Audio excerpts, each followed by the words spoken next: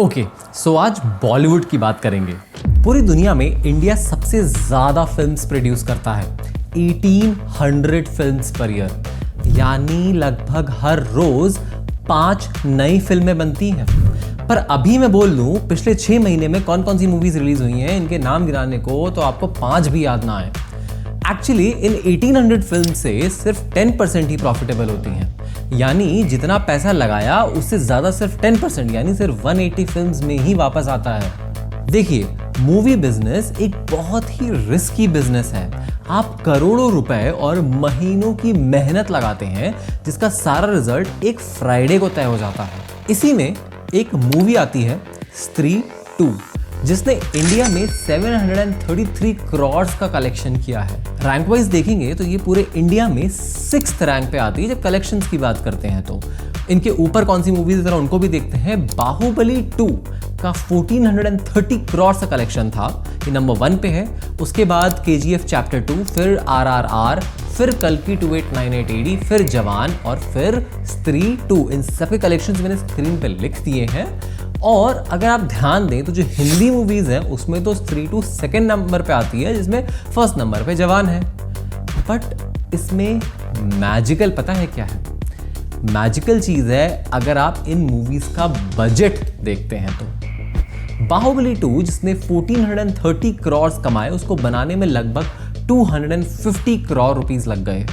KGF chapter 2 जिसने 1008 करोड़ रुपए कमाए, उसको बनाने में 100 करोड़ लग गए।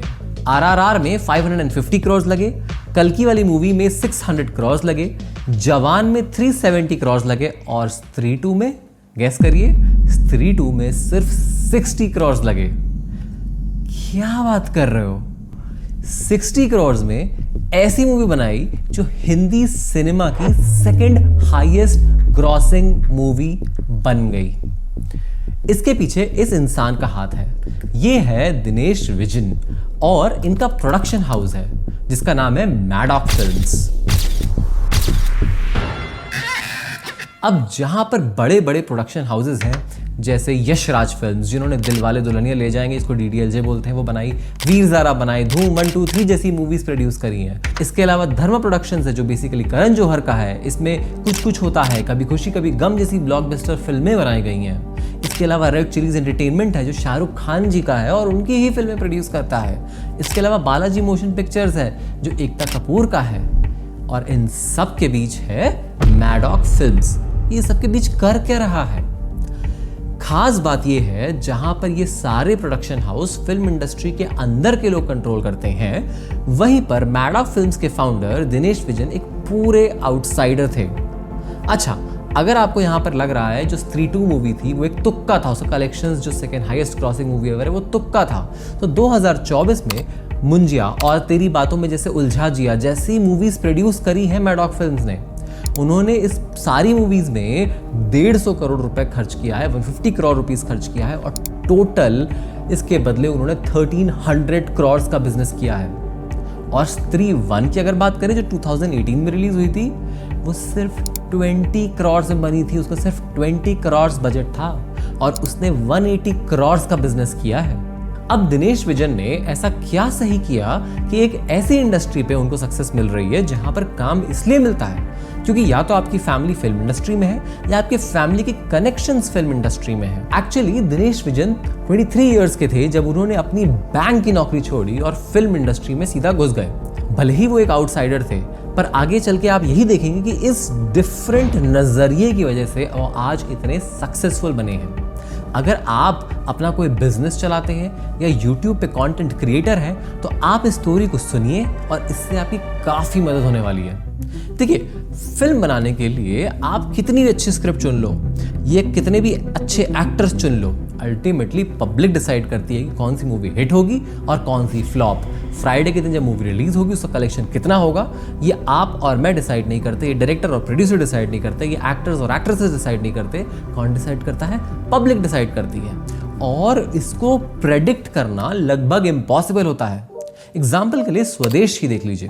स्टार कास्ट में शाहरुख खान है, टॉप स्टार कास्ट, स्क्रिप्ट बहुत गजब की है, उसके बाद भी ये मूवी ने सिर्फ 34 करोड़ कलेक्शन किया और एक्चुअली इसको फ्लॉप घोषित कर दिया गया। लेकिन कई सालों के बाद जब वो OTT प्लेटफॉर्म्स पर रिलीज हुई तब जाके इसकी काफी तारीफ सुनने को मिली और ये बोला गया कि शाहरुख खान आजकल स्वदेश जैसी मूवी ही नहीं करते हैं। चाहे फिल्म्स हो या YouTube वीडियो या कोई भी बिजनेस, किसी को नहीं पता कि वो चलेगा कि नहीं, बस चलने की एक प्रोबेबिलिटी होती है। जैसे कि मान लो इस वीडियो के चलने की प्रोबेबिलिटी है 60%, ये एग्जाम्पल के तौर पे मैं बता रहा हूँ। हो सकता है व्यूज आ जाए, हो सकता है ना आए, पर अगर प्रोबेबिलिटी 60% है मतलब मेरे 100 में से 60 वीडियोस चलेंगे। सही बात है। क्या ये वीडियो जो मैं अभी बना रहा हूँ ये उन 60 में से जो चलेगा या उन 40 में से जो नहीं चलेगा? इसका आंसर मुझे भी नहीं पता, एक्चुअली किसी को नहीं पता। पर लेकिन अगर यहीं पर मैं अपना सारा पैसा, अपने सारे रिसोर्सेज, अपना सारा टाइम सिर्फ इस वीडियो पे लगा दूं तो क्या होगा? अगर ये वीडियो चल जाता है सब बोलेंगे सही डिसीजन था, पर अगर नहीं चलता है सब बोलेंगे बेवकूफ़ी का डिसीजन था।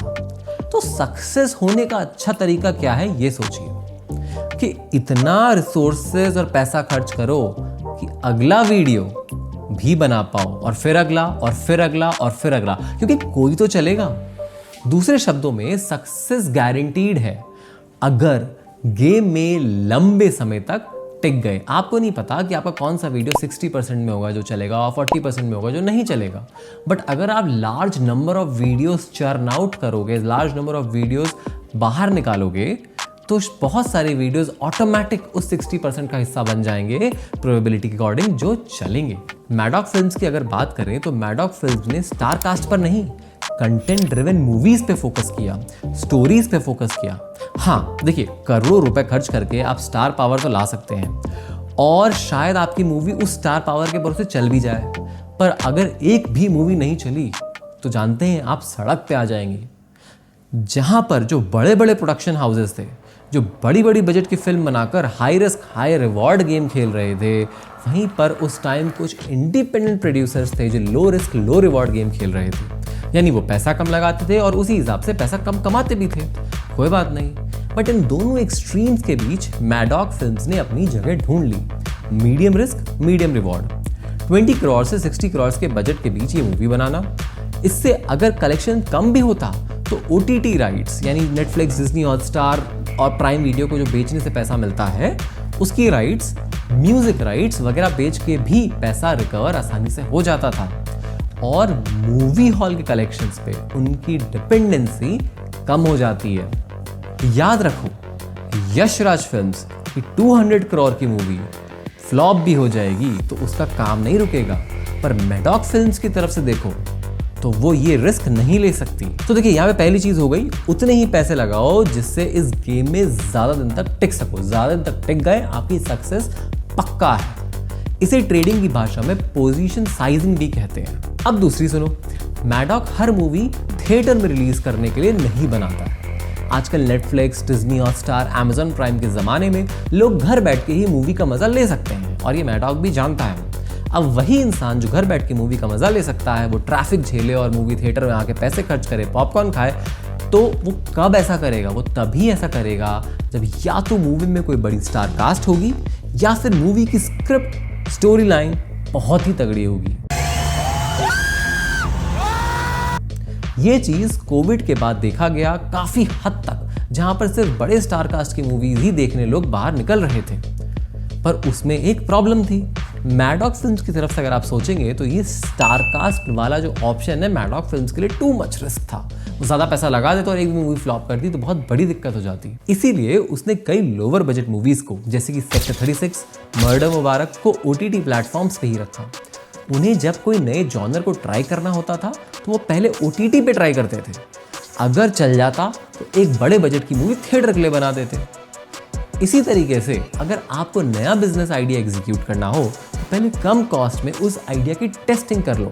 फॉर एग्जाम्पल, अपने सोसाइटी में टेस्टिंग कर लिया, आपने वैलिडेट कर लिया अपने आइडिया को, अपने दोस्तों के साथ वैलिडेट कर लिया। अगर आप कंटेंट क्रिएटर हो तो आप अपने कंटेंट आइडियाज को पहले YouTube शॉर्ट्स पे एक्सपेरिमेंट कर सकते हो और अगर चल जाए तो उस पर लॉन्ग फॉर्म कंटेंट बना दो। अब तीसरी चीज सुनो, बिजनेस हो या कंटेंट क्रिएशन, आपसे बड़े और अच्छे प्लेयर्स हर जगह होंगे। मैडॉक के सामने भी YRF, धर्मा प्रोडक्शंस, रेड चिलीज जैसे बड़े बड़े प्रोडक्शन हाउसेस खड़े हैं, बट मैडॉक ने कंटेंट पे या फिर स्टोरी लाइन बोलो उस पर फोकस किया। ये याद रखो, कंटेंट इज किंग। मैडॉक ने ऐसी फिल्में निकाली जो आज भी अपनी स्टोरी के लिए याद की जाती हैं। फॉर एग्जाम्पल हिंदी मीडियम, अंग्रेजी मीडियम, बाला, मिमी, स्त्री, लुका छुपी, बदलापुर, भेड़िया। इन सब फिल्म्स का बजट कुछ खास नहीं था, लेकिन तब भी ऑडियंस को काफ़ी पसंद आई। उनको उनकी स्टोरी लाइन याद रह गई, वो स्टोरी लाइन रिलेटेबल लगी, काफ़ी टचिंग लगी। तो याद रखिए, अपने एडवांटेज पे फोकस करिए। आपका क्या प्रिविलेज है उस पे फोकस करिए। अगर आप hi fi camera, mic, lights afford नहीं कर सकते आज की डेट में तो कोई बात नहीं, अपनी स्टोरी और कंटेंट पे फोकस कीजिए और आपकी जगह बन जाएगी आराम से। इस चैनल पे हम कई सारी फाइनेंशियल इंटरेस्टिंग स्टोरीज बनाते हैं, फाइनेंशियल एंड साइकोलॉजिकल कंटेंट बनाते हैं। अगर आपको पसंद आया please do like, share and subscribe. मेरे चैनल को जरूर चेकआउट करिए। मिलते हैं अगले वीडियो में। Thank you.